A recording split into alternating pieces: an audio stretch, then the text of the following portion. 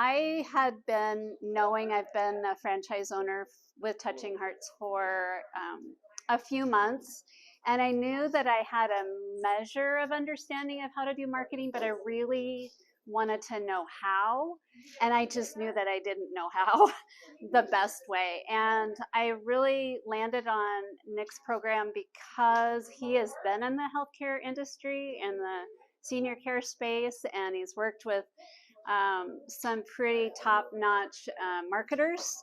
And when I heard him for the first time, my husband and I were both just like, he's the guy. He knows what he's talking about. It's kind of mind-blowing because if you're not a marketer and you hear all this marketing stuff, it just, it's a learning process.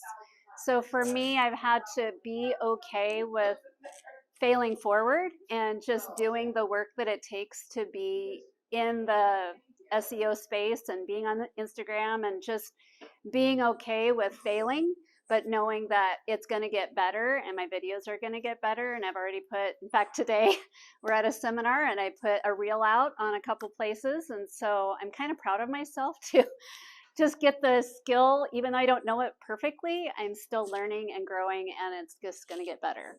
I would say do it, but actually do it.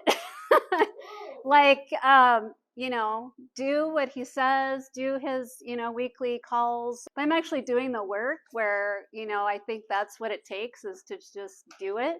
And yeah, right now I'm in a big learning curve, so my time is, pretty increasing, but I see over time that as I learn and grow, I'll not need to do as much. And then I'm going to throw it to my editors and they'll just do even more for me. So I say do it, but actually do it.